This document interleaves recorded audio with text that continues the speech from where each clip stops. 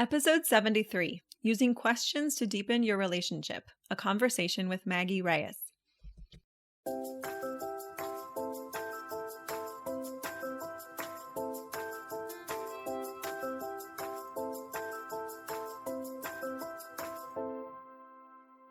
Welcome to the First Year Married podcast, where we get real about building the marriage of your dreams.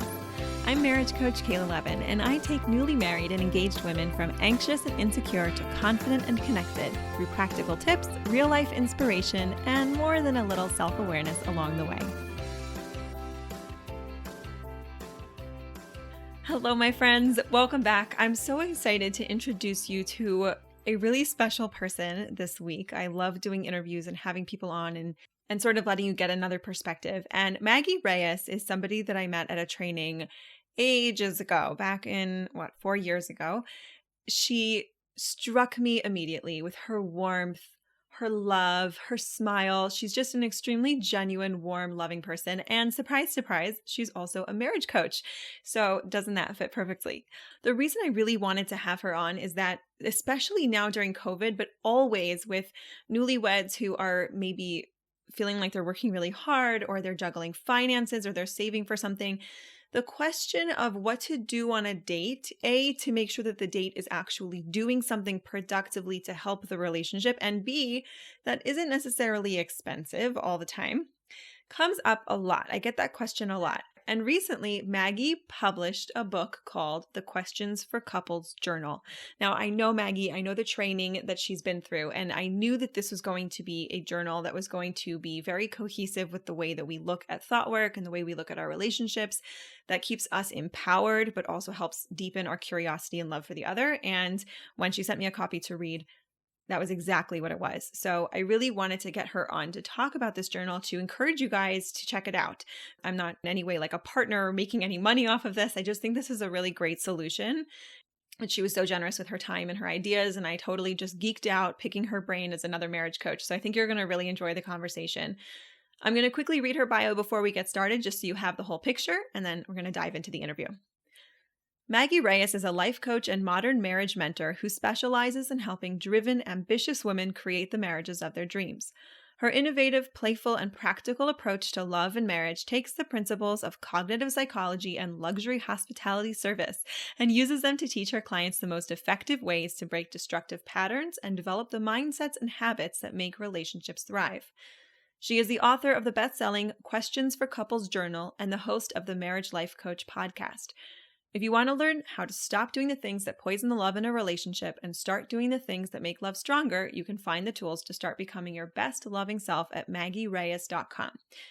Of course, I'm going to link her website in the show notes so you can check it out there. I hope you guys really enjoy this interview.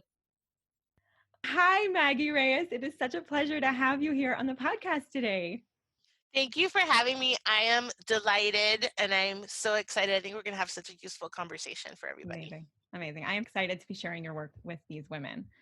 I was really excited to have you on, partly because anyone who knows you loves you. You just exude such a warm and loving and comfortable, very non-judgmental tone. So I'm really very honored to be personally able to spend some time with you, but also because of my listeners who are women in their first years of marriage. And as of this recording, they're still in lockdown together. And so I thought we would probably have a pretty productive conversation about how we can have meaningful activity. I know of a lot of women have been reaching out to me saying, what can we be doing? And we've had some really cute conversations on Instagram of them saying like, hey, we're playing these kinds of board games, or we're doing like, make your own martini night, like all sorts of really fun things together. Sometimes these activities can even like go in a different direction than you were intending. I know one time I tried to do a really romantic DIY paint night, which I talked about on the podcast before with my husband, but I was an AP art student in high school and he's not an artist. Turns out I'm really bossy. I was like, not a good date. So you recently published a book, which I would love to have you talk about because I think it will be such an amazing resource for these women. Let's just start there. Okay.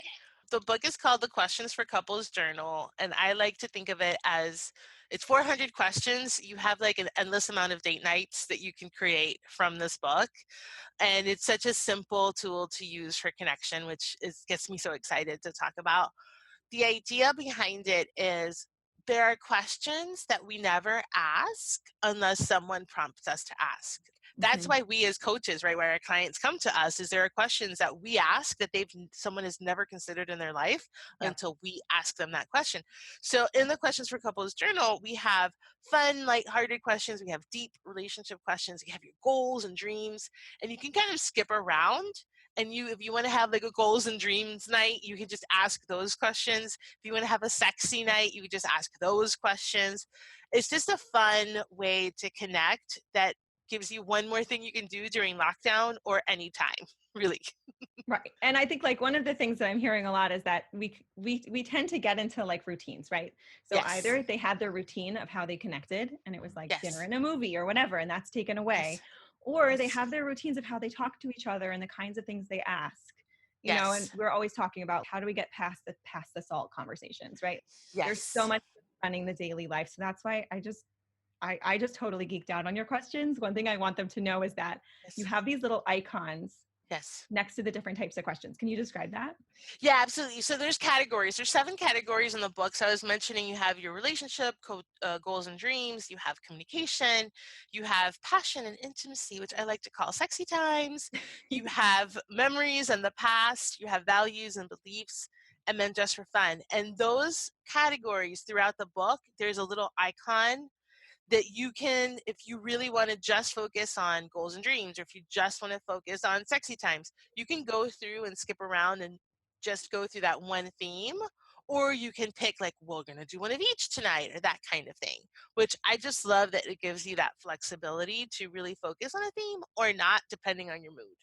Yes, I love it. And I also because like, yeah, you're sometimes you're not up to the deep digging type conversations. Yes, And you can yes, kind of go for you. I could even see a couple playing a game of like ask me this type of question, and then the other person yes, could choose one of the questions yes. from that category or something like that. Absolutely. The way my husband and I do it, because when I was writing the book, I didn't answer any of the questions. So now that the book has come out, we're actually answering the questions So now, like in fun. real time with everybody else. And so what we like to do is he picks a question and I pick a question, and For that each other or works. for yourself? Oh, well, We because you both people answer. we both answer, yeah. So I pick one, and then he picks one. We kind of take turns. That's how we do it.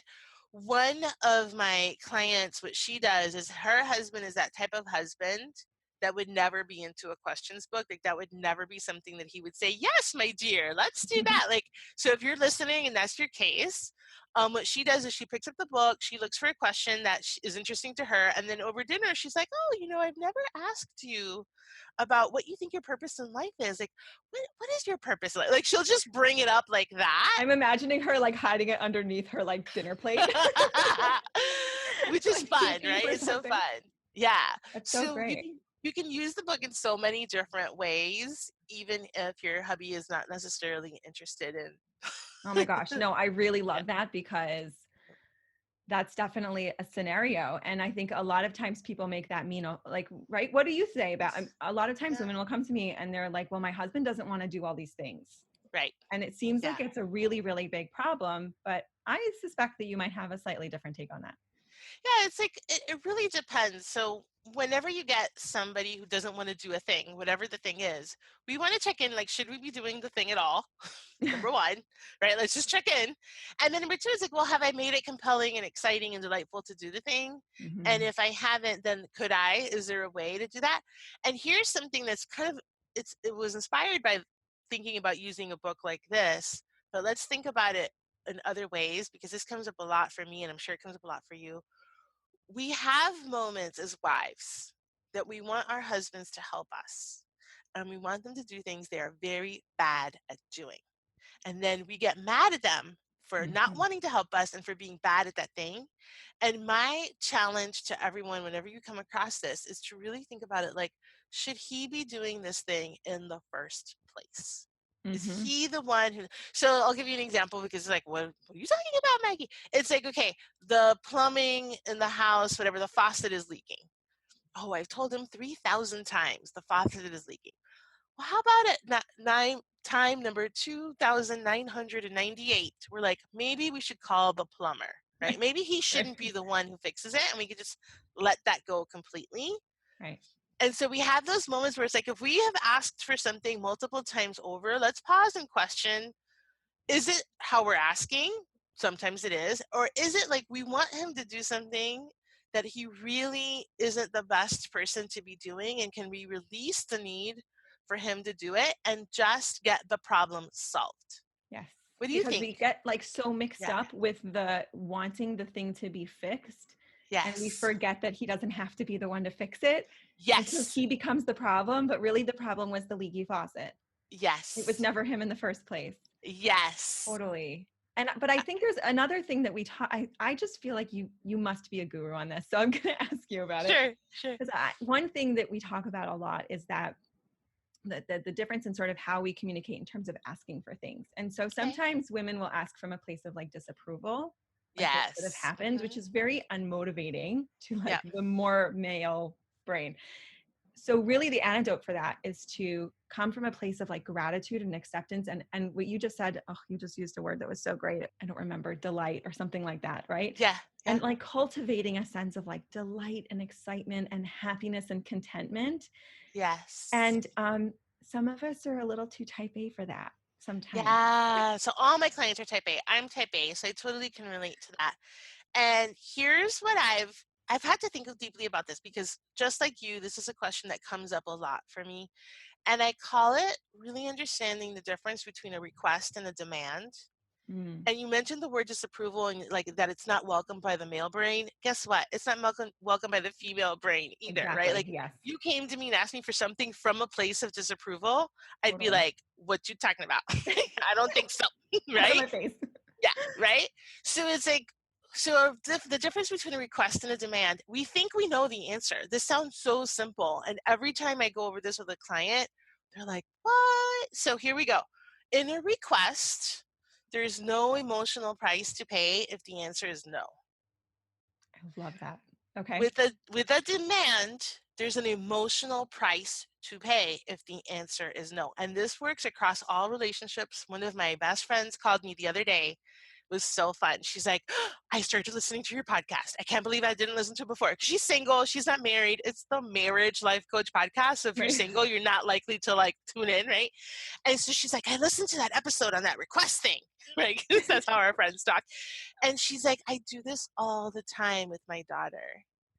I Hmm. pout, I get testy. Like she started telling me all the things that she does. She's like, I totally could see myself when you were describing there's an emotional price to pay if the answer is no. I saw myself doing it all the time, and now I'm not going to do it anymore. So good. So that's Because a when you simple, say yeah. request and demand, I Yeah. imagine a demand has a period or an exclamation point and a request has a question mark. Yes, I But when love you it. break it down that way, you can Yes. ask a question with an emotional price to pay. Yes. And the alternative, right? Like you could make a Yes. statement, but it could be coming from a place that's open and that doesn't require opening. Yes. Yes. And sometimes I'm sure this happens to you too. Like my clients will come to me and they'll want to have a really difficult conversation about something that they know they disagree with or they're not on the same page about or something. And I'm always coaching them to say, let's pause. Let's not have that conversation until you can have it in the form of a request. And if there's some mental mindset work to do first, let's do that first Okay. and then have that conversation, because having it now is not going to lead you anywhere good. You're not going to create the outcome that you want. So let's just check in. And so this way of remembering, like, is it a request or is it a demand?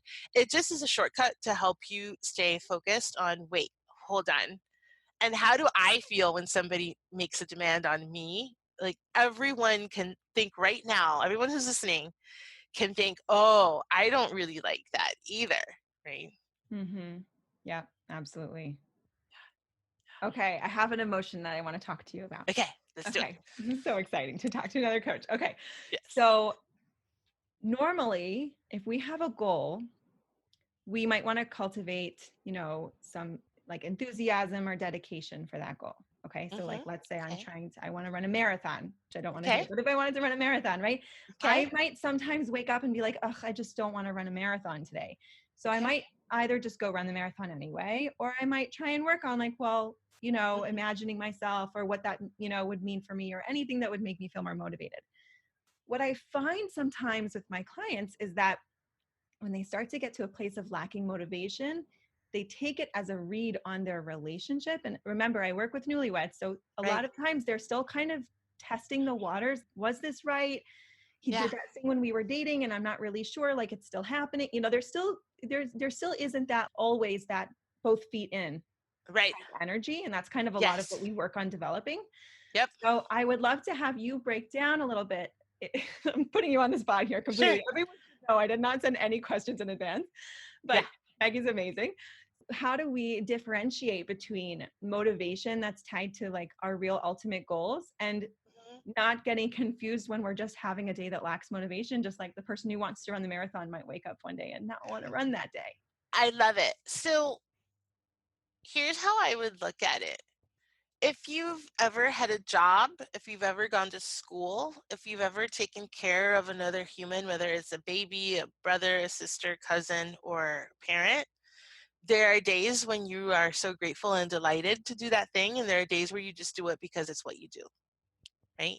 You Yeah. have a personal standard about that thing, right? So it's like many, many days when I went to work in a corporate office and not as a life coach, that I do now, I would go to work not because I was delighted to be there, but because I made a commitment that this was my job and people are relying on me and I show up for them. And it's funny because you said that both feed in Mm-hmm. feeling is something you cultivate with newlyweds. Guess what? I work with people 10 years, 15 years in, and some of them still don't have that. Mm, They have had one foot out the whole time.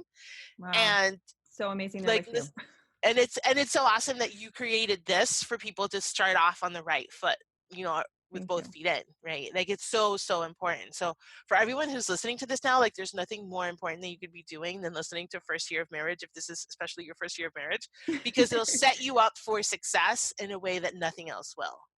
That's so powerful.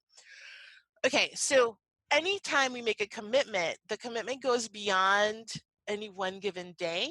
It goes to who we want to be in the world, right? When Mhm. I was in HR, I wanted to be a person who was reliable for the people who relied on me. And so I showed up whether I was in the mood to show up or not, right? So Mhm. when we're married and it's our first year, here's what I think, and I want your take on this. I think there's so many cultural messages around your honeymoon period should feel amazing. And if it doesn't, something is terribly wrong, as opposed to you're two humans with messy backgrounds, emotional baggage, all the things, traumas, joys, challenges, and all of that's going to come into your marriage, and you're going to feel all the feelings in your first year Mhm. and beyond, and nothing has gone wrong. Like, what are your thoughts around like these messages that I think we culturally receive, and really leaning into it's fine that you're not in the mood, you just do it anyway? It's like if you had a baby and the baby was hungry at 3 o'clock in the afternoon, you wouldn't just say, well, I'm not in the mood to feed the baby, so I guess it's just going to Right. go hungry. Like, right? That's just not what we would do. Right. What do you think? Yeah, totally. I mean, I feel like there's so many pieces to it. One of my favorite reframes is that we come from that perspective. Like we're sort of like you said, we're sold that perspective of you're married and everything should go right. You should not have any problems. But really, the reality is that when you're first married, you don't have any solutions. This is the time to kind of roll up your sleeves and be like, okay, let's figure this thing out together. And I don't think that those challenges are a bad thing. I think when I think back at our first year of marriage, 3 months of unemployment, we had a miscarriage. I mean, we had like a lot of Tense. stuff go on Yeah. and we were babies. We were like 23 years old. I didn't even know people had, like, I really didn't know beyond in Yeah. theory that people Right. lost babies, right? Right. And it was like so much, but when I think back on it and I think of how much that glued our relationship together, when I think of how I just watched my husband like step into this whole new version of himself when it was time for him to Hmm. take care of me, when he was falling apart himself, like Hmm. all of those things that I got to have. Now, would I choose any of Hmm. those things? Absolutely not. Right. Right. But at the same time, when I think back at it, it's like those challenges, I could have looked at them as something's gone terribly wrong. And sometimes I really did, more with the money stuff, actually. Right. Yeah. But then when but the truth is that, like, if those things hadn't happened, how would we have developed that glue? How would we have developed all those muscles? Everyone's going to get their own challenges, but Yeah. It's part of the process. It's like, I think it's important for everyone listening to this podcast, like we are trying to be the people who are out in the world sharing an alternate way to look at what your first year, your 10th year, your 20th year of marriage can look like, and to say, Hollywood stories are beautiful. I love rom-coms as much as the next girl, me but too. it's a right, but it's a movie. Like we need to be clear that that's not actually, what our expectation of our relationships should be. And we just want to remind you that marriage is awesome and amazing and beautiful and the best lab of learning you could ever have. And when you have challenges, you're doing it right. Yeah. And I think Right? also once you start to really like do the work, like, don't you feel like you just get so much, it's just so much better than a rom-com? I Oh, mean, yes. the Yeah. connection that you Reality get when is, you have to yeah. like work for it and figure yourself out, and then you grow as a person, and it's just, It's deeper, right? It's deeper, it's richer, it's more profound in every possible way because you're living your life in 3D, right? Like not in like 2D like a movie. And so, of course, the highs are higher, the lows are lower because you're actually living the full experience. And thinking about first year, here's what came to me as we've been talking is that your first year, it's like working at a startup. So when I was in Mhm. HR, I recruited for a very big startup that was part of a very big company, but it was like another branch of it. And I used to tell people, in a company, and so think about a marriage 10 or 15 years in a company, when you're already experienced, you have all your protocols, you have all your procedures, you know exactly how things are going to work. And some people really thrive in that environment where they just know exactly what they're going to do every day and it's already been laid out for them. In a startup, it's you and a laptop and a pencil, Mhm. and that's what you start with, right? That's first year of marriage. It's like you and your love. That's what Yep. you got, right? And then it's like we get to make up all the rules. We get to decide how we think about money and sex and life and purpose and vision and religion and spirituality. Like we get to make all of these choices. Mhm. And then we think something has gone wrong if we don't have a procedure for something. It's like, no, you're in a startup. That's exactly the stage that you're in. It's totally fine. What do you think Right. about And that? part of it is like, what's the procedure for when you guys, like, when you're saying that, I can hear a couple voices in my head Yes. being like, well, I want Yes. to make choices about how we are religiously or in Yes. terms of Yes. like whatever, but when we're going to have children, but he's not on the same page as me. We don't agree, right? Hmm. But like that part gets a procedure too. Yeah. That's exactly that part gets a procedure too. When we're not on the same page, how do we get on the same page? Yeah. When we're not on the same page, why? Right? What is it that I think? What is it that he thinks? And where is our common ground? Right? Yeah. And I think that's Sometimes, what's so yeah. powerful about either coaching, or if you can get Yes. this anywhere else, is like Yes. that mental space where it doesn't feel like you guys, like when they're in the conversation, sometimes it feels like they have to stand their ground, Oh right? yeah. Yeah. Because they don't want to give up on their thing that they're attached Yeah. to. And then when you step away from it, with Yeah. whoever, and you can get some perspective, and then you can cultivate that curiosity and like, wait a second, what about him? And as you said, like this book that Yes. we're talking about, Yes.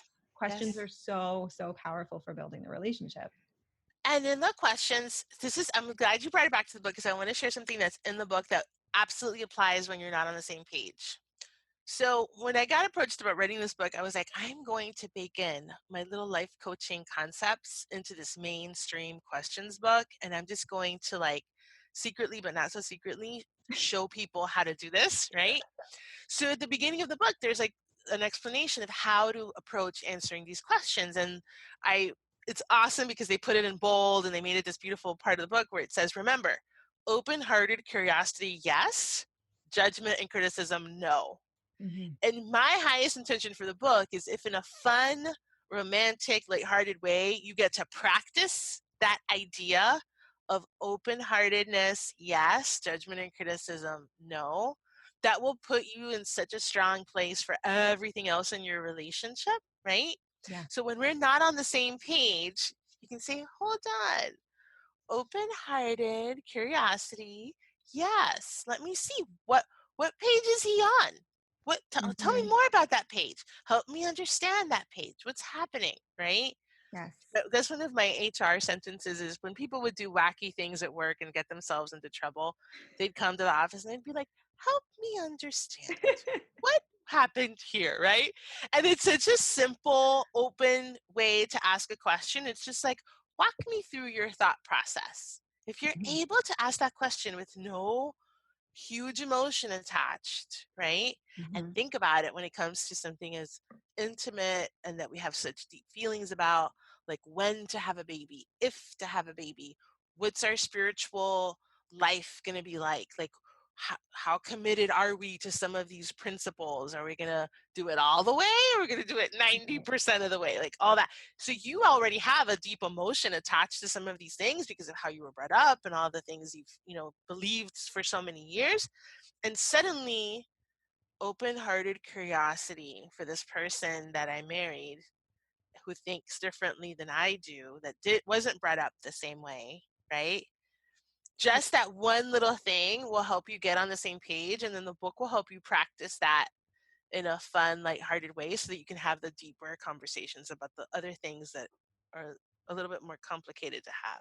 Yeah, because ultimately, like, it's all about taking these skills back in, right? And Yes. being able to bring it into here and not always needing to like go external to kind of, right? Yes. Yeah. Build those meta skills. And then also that I mean, I see that a side benefit for a lot of my clients, and I'm sure you do too, is that they work on these skills in the context of their marriage because for whatever reason, they have a why right now that really drives Yes. them to want to get coaching. And then all of a sudden they're like, I got a raise. Like what? Yes. Yeah. Oh, that happens to me too. Yes. I love it when that happens. One of my clients was literally learning. We were working on talking with her husband about money without freaking out.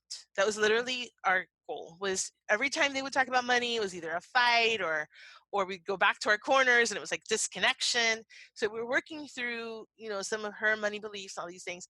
And then a couple months after that, right, we processed that. We found her way. She thought about it differently. She took a different approach. She was able to talk to her husband and not freak out. All of those things we did. And then a couple months later, she's like, oh, I got the biggest raise I've ever gotten with back pay, by the way. What? I know. I was just freaking out. I was just like, I love life. This is amazing, right? And that was possible because the moment she became confident and clear enough to have a relationship with her husband without freaking out, she also became confident and clear enough to have a conversation with her boss without freaking out. That's amazing. Isn't I that love wild? it. I love it. I love that Love when story. these Yeah, things it's so cool. happen. I Yeah. mean, it's worth it just in the context of the marriage, but like, what a fun bonus when it Isn't comes that awesome? to else too. Yeah. That's the thing is like the secondary benefits of working on your most important relationship is that all of your relationships get better. Right. Yeah. Right. Exactly. Okay. So can I share some of my favorite questions? Of course, Is please do. are there any like, copyright infringements? No, no, I'm sure the publisher will be very happy. It's called the Okay. Questions for Couples Journal. Just Google it. It's available on Amazon. And it's for sure going to be linked in the show notes. Yeah, So yeah. yes, So please feel absolutely. free to This share. is Yeah, highly recommended. I read through the entire book I with some of love the it. questions. There's a So fun. space under each question for both people. I don't know how you accomplish this, Maggie, but the questions put me in a place of being very personally reflective where when I've done other questions, I felt like I was answering it as if my husband was asking the question and I was making an answer for him. Right? Where in your book, I feel like I even was like getting to know myself better. Yeah. It's like like I could see someone also like using this as sort of a personal journal and then sharing it even, and then like Yes. taking them separately and bringing them back together or something like that because they're Absolutely. they're fun, but then some of them are like, wait a second, what do I think? Or some of them are challenging too. Yeah, some of them are challenging too. So one of my friends actually, she said she took out all the sex questions and just goes to the other section, all the other, there's 7 categories, so she uses all the other 6 categories. Mhm. She asks them at dinner to her kids. And I thought that Wow. was so fun. And it's what you're saying is like the questions are meant to have this mix of depth and fun to them where you could get closer to any other human, right? Depending on which questions you Yeah. ask. I love that you had that reflection as well. That's absolutely one of like my highest intentions for the book is that. Oh, good. Amazing. Yeah. Yeah, definitely how it felt for me. So, okay, here's an example of one that I feel like sometimes I don't know if I'm sure you've had this experience too. Sometimes I'll see my husband talking to someone else, and because they don't see him as often, they're asking him like much deeper questions. And then I'm like, oh, I forgot about that side, or I never even saw that side of him. Like, I love eavesdropping on him talking Yes. to other people and just not Yes. even joining the conversation to see who shows up. And this question really reminded me of that because I felt like this is the type of thing where you get into like the depths of the person. It says, wait, this is the one that looks like a forward button. What is that one? Okay. Oh, let me see. Oh, the Like goals forward and button is goals and dreams. Yeah. okay, goals and dreams. So how do you know when it's time to try harder to achieve a goal versus when it's time to focus on a new one? Yeah. That requires some thinking, Yeah. right? And I You like, don't naturally know the answer to that question. That was on purpose. yes, I feel like I want to ask that question to everybody that I have a relationship with. Like, Right? it's because it would bring out so much of like the way they see the world. Yes. I love that one. Yeah, absolutely. Yeah. Oh, tell me Okay, here's another another favorite. one. Yeah. What were your weekends like as a kid? Yeah. I don't know what my husband's weekends are like. We've been married almost 11 years. Isn't that awesome? That Yeah. was another intention is like when you first of all, let me just say behind the scenes for everybody listening. There are 400 questions in this book, and the biggest challenge when you do a project like this is not to repeat things. Hmm. Right? And to think about things that will spark a conversation. Like we don't want yes or no answers. We want you to Right. really think about something and to make it fun, right? To make it like you want to answer that question and you're already looking forward to your husband's answer. You Hmm. remember your own things that were fun as a kid when you answer, You're right? excited to share them. You're excited to share that. So it's like, oh, it's 400 questions, but there's really like a lot of thoughtfulness both by my editor who was amazing. Her name is Lauren O'Neill. She absolutely made the book 100% better. Like she's amazing. The book is great because she edited it. Like period, Wow. end of story. Like let me just be clear. Um, so I love that you got that from that question. It's like there's layers to it. Yeah, totally. Okay, here's a fun one. You and Okay. your partner get to enter the world of one of your favorite movies for a week. What movie world do you want to live in for that week? Right? Isn't that fun? I'm like, what's the safest environment? I'll tell you so you can laugh. That's one that my husband actually picked when we did it together. And I want to remember what he said, what he picked for his. I will write to you later and tell you what he picked for his. Because I don't remember. But I remember that I, who wrote the book, so it's kind of fun. I was like, oh, I don't want to say a movie. I want to say a TV show. Can we break the rule? And then my husband's like, you wrote the book. I think you could That's the rule if you amazing. want. So my answer was the West Wing TV show because I want to live in the universe where like Jed Bartlett is president and all those people are in Oh, the White House. And he was laughing. He's like, that sounds 100% like you. Yes. I think I wish maybe this is just representative of the fact that I just moved for the second time in the course of a year, and one of those was Mhm. like an international move. But I Yeah. really feel like I just want one with Mary Poppins to just come and clean Yes. up. Wouldn't that be fun? Yes, Oh my gosh. I'm all Yes. for that. I want to join the kids, but also if they just go and have an educational, enriching experience all day long while I hang out in my house, clean house, then that's good too. That would be perfect. Great. Yes. Okay. Do you feel that you and your partner are currently striking a good balance between being a team and leading independent lives? Yeah. What sparks that interest in you for that question? Like, why did you choose that one? Well, I think this one's going to take some skills, some meta Yeah. skills, Yeah. right? Because Yeah. I could see like that's the kind of question you were saying in the beginning. Like, you don't necessarily want to do all of these when you're like sleep deprived. Right. No. God, No. half the grocery list. Like, not, no, Yeah. that's not this question right now. Right. Yeah. But at the same time, I feel like, first of all, I think the thing that really resonated with me from the beginning was just putting out there that both of those things exist in a relationship, Yes. that they're both values. And Yes. because the way you ask it, that you get to choose which one takes priority and when. Like Yes. you're asking it as an open-ended question, which automatically puts us in a place of, oh, what do I what do I think Yes. it should be? And then are we there?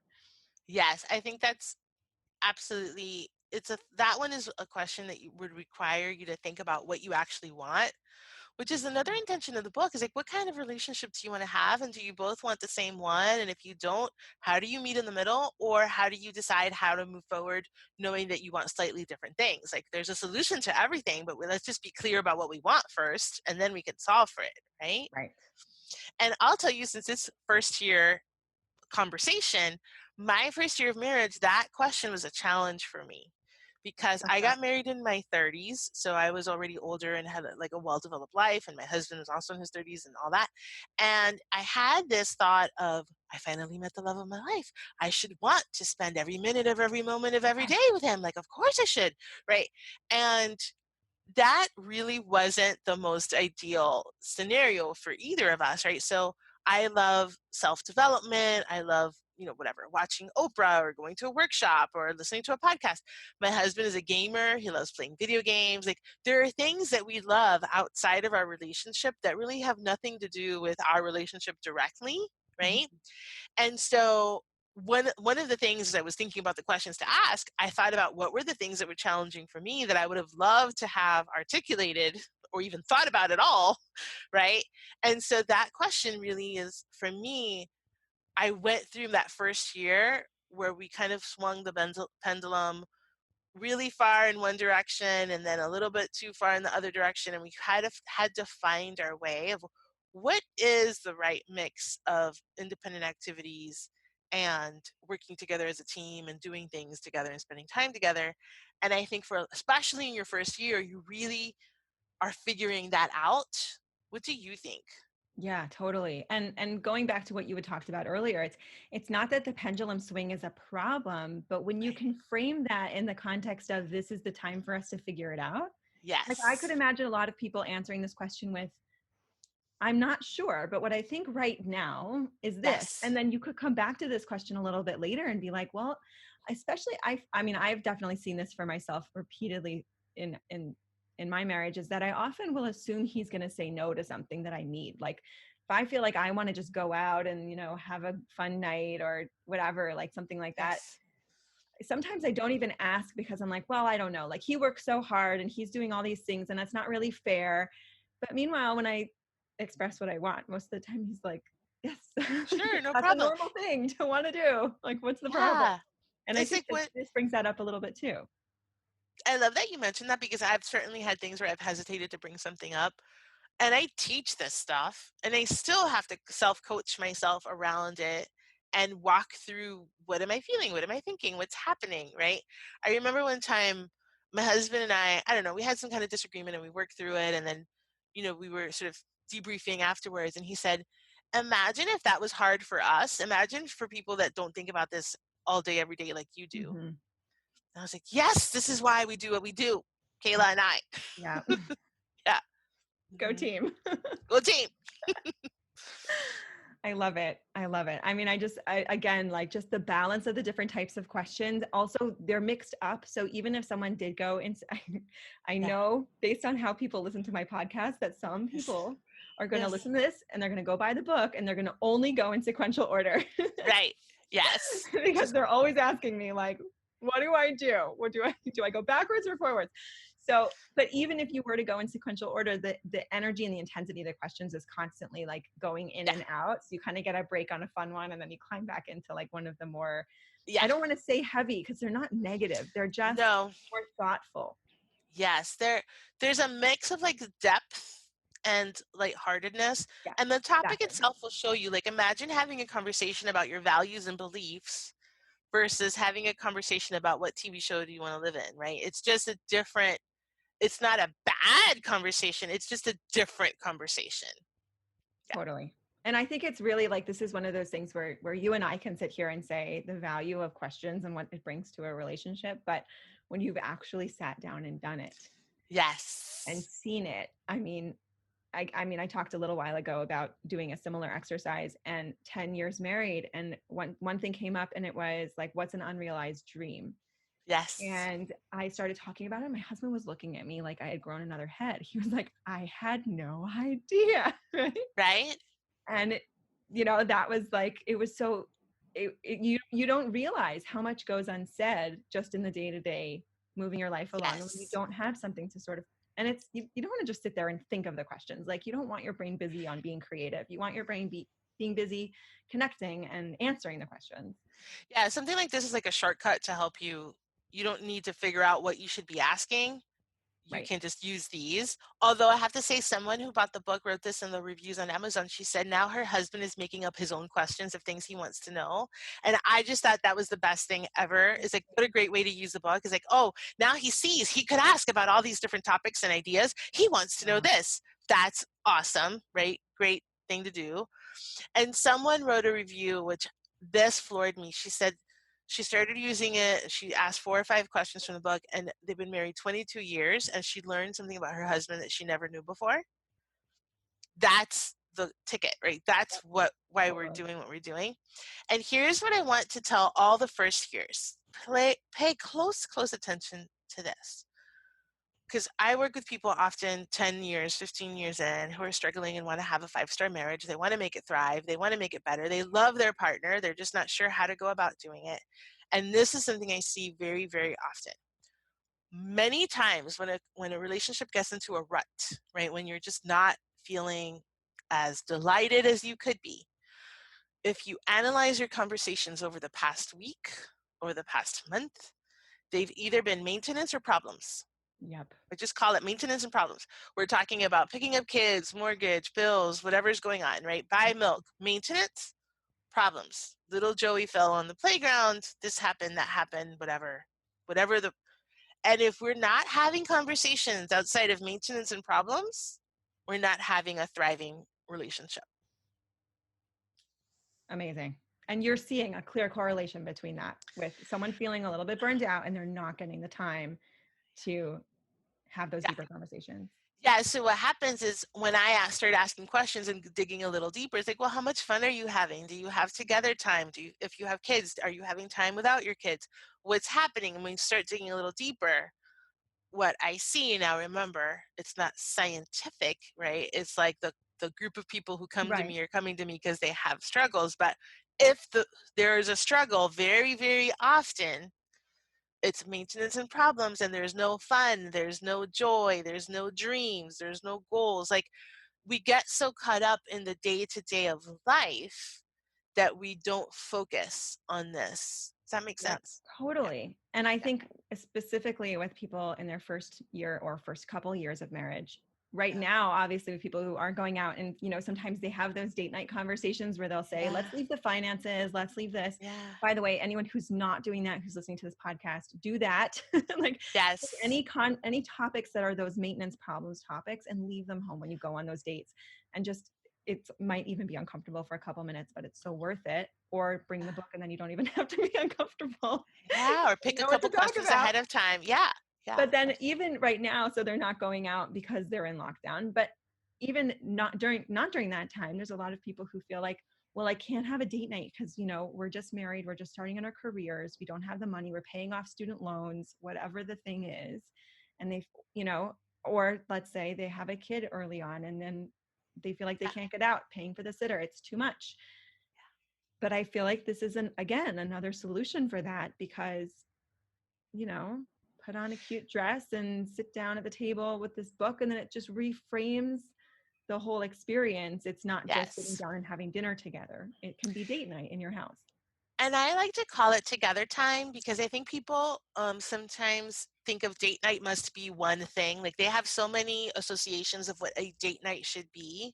It's like, let's just take a step back. Together time alone as adults that you spend together, which can be when the kids are sleeping, when the kids are playing, when something else is happening, right? It can be 10 minutes that you have coffee in the morning before anybody wakes up. So focus more on the essence of what is together time than what you're actually doing during the together time, right? I love that. Oh my gosh, because I think there's so many people who don't even think that they're having like meaningful time with their husbands, and they're like, wait a second, actually, we can't put it that way, meaning it's almost become such a mantra in certain circles of like, you need to go out on a regular, you have to go out, you have to go on a date. And then that can almost create this like, well, I guess we're not doing well. Like, we haven't been on a date in a long time. Yeah. So it's like, how can you bring that date energy or that date feeling to what you're doing now? And I'll give you an example, because I like I think sometimes people listen to us and are like, well, that's easy for you guys, right? What about me? So during this lockdown, we're recording this in May of 2020, and the world is in a state where we're not going out. That's just what's happening. Hopefully the people of the future who listen to this will be like, oh, I remember what lockdown was like. But right now, this is lockdown. And during this time in May of 2020 is my wedding anniversary, Mm, right? Normally we would go away for the weekend, or we would go out for dinner. We would do all the things you could imagine that, people do for their anniversary. So my husband and I were like, what are we going to do? It's our anniversary. And there's a place in Chicago called Lou Malnati's. It's a deep dish pizza place. And we're in Miami. That's what we live in Miami. This place is in Chicago. And they have a thing where you can order like the frozen pizza and make it. So on Valentine's Day, what we usually do for Valentine's Day is, instead of going out, we don't like the hustle and the bustle, is we order this special deep dish pizza and we have it at home date. And sometimes we'll light a candle, sometimes we won't, but we just make it this fun sort of thing where we bond at home. So my husband, brilliant man that he is, said, why don't we, for our anniversary, order that pizza like we do for Valentine's, make it an at-home date, have like, plan the evening, all mm, the things. And so I want everyone who's listening to see it could be really, really simple. Like, we happen to like this one thing. It doesn't have to be this. It could be, right. what is your favorite meal? What is your favorite dessert?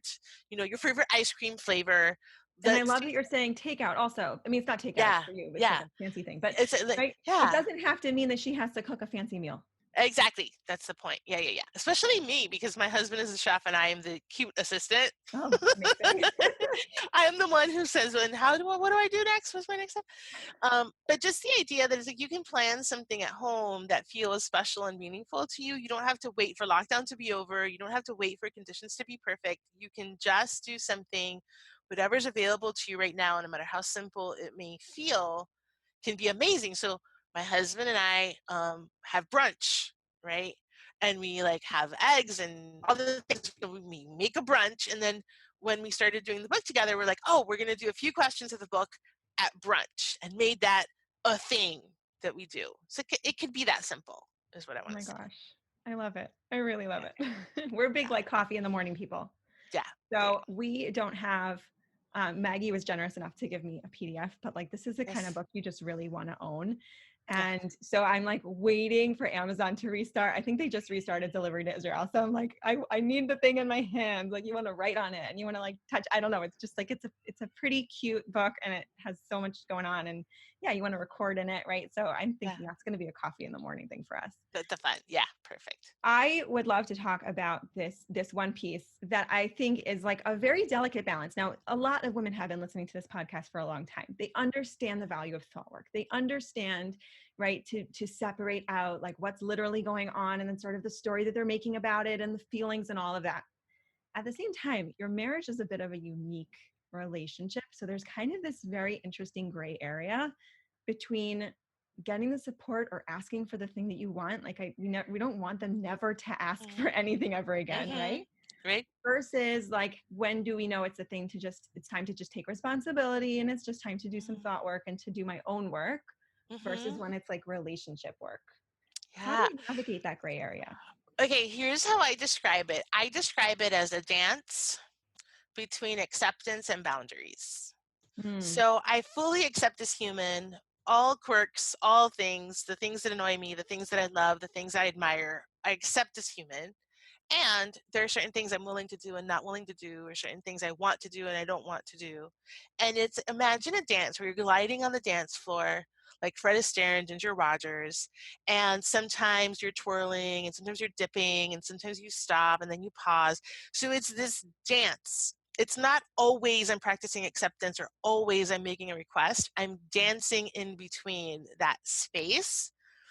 That's how I like to think about it, because sometimes another question I ask a lot and I teach my clients a lot is, where is my growth?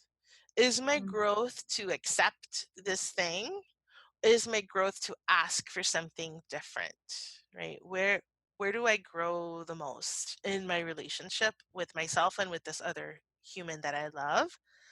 Right? That's one of the ways that I look at it a lot. And I was literally, just before our interview, I was just coaching someone on this exact thing, where her husband asked her to do something that she's absolutely willing to do, but she also knows she's not going to get it perfect. And we were talking about, you work as a team and you, out of desire, want to do something to help the team, you Mhm. and your husband as the team together, the marriage as a third entity that you're creating together. And at the same time, is your husband willing to accept the fact that you're just not going to be great at Mhm. this thing? And I'll give you an example, because by now everyone knows, everyone listening is like, "Oh," I like the examples because people are like, what? So when Yeah. I met my husband, okay, I'm Cuban American. So Cuban time is an actual thing where Cuban time is half an hour to an hour after everybody else's time, right? So Okay. All my for Jewish us, listeners can relate very much. okay. Okay, good. So when my husband is from originally from Nicaragua, so Nicaraguan time is like we're on time. It's Oh, the time. wow. The time. Okay. So we're dating, and he's very nervous about the fact that we are running late for something, and I'm still getting ready. And it was a thing that I will never forget, because I turned to him, and at that time I wasn't like all super into him. We were just dating, and I thought he was nice, but I was like, listen, you either can have a girlfriend or you can be on time. Up to you, right? Like a classic we repeat it every year. It's like a fun thing. And he looked at me and he said, oh, girlfriend, yep, I would rather have that, right? And it was so clear, right? It was so easy, right? Mm. Now, what happened after that? This what we're talking about, a dance between acceptance and boundaries. Totally being an acceptance of what's happening, what we are, whatever, and also improving or changing or making the relationship better or modifying our behavior in some way. So what happened after that was like he was like, girlfriend wins. And I made an effort to be more on time Mhm. because I wanted to, not from a place of force, not from a place of it's a problem, but from a place of, oh, out of like loving devotion to him, because this matters to him, it matters to me. Right. Right. And Now the way you framed it before with where is my growth, that yes. also makes sense. Yes, because my growth is to hey, maybe I could be a little bit more on time, right? Like that there's a place for growth for me. So notice that he fully accepted me as I was then, and I also made an effort to change that behavior. And Mhm. it's a dance. Like he fully accepts it for sometimes we're going to be late, like sometimes we're going to be late. And also I make an effort to be on time way more often. Yeah. Yeah. Yeah, That's that's just great. if people have an example around that. Right. Yeah. Right. No, I love that because I feel like sometimes we can lean too heavily on like, well, I need boundaries and I need to stand up Yeah. for myself. And if I Yeah. do that, then what does that mean? But when we reframe some of this as growth, Yes. then it's like, oh, well, that's interesting, actually, now that I think about it. And I'm almost taking out like, it's not about what he deserves, even. It's about who am I trying to be and like, what am I trying to become as a human being? And that gives Yes. us our own clarity. We don't need to go to an external source to find out what I should do. Like, we can find out, we Yes. know for ourselves then. Yes. Agreed. Oh my gosh. I love everything about this conversation. Thank you so much. Everybody listening, Questions for Couples Journal, Maggie Reyes, Reyes. Gotta get it. I'm going to be posting a picture when it comes all the way to Israel. I love it. I'm so Yeah. excited. Thank you for having me. I love having these conversations. I really feel that when we think about marriage, it's our most important relationship. It's the relationship upon which all of society is founded. We are the foundation for every other relationship on earth. And Mhm. it's going to take all of us having conversations like this one to make marriage what it can be, Which is amazing. which is amazing, obviously. Yes. All right, Maggie. Thank you so much for your time. You're welcome. Okay, my friends, I hope you really got as much out of that interview as I did. I really had so much fun speaking with Maggie. I told her before we got started that it was really my devotion for all of you that I didn't just spend the hour hanging out with her.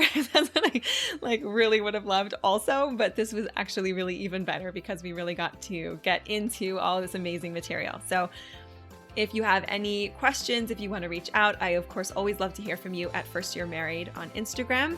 And Maggie, you can reach at maggiereyes.com. Both of us will be linked in the show notes, and have an amazing week. Bye-bye.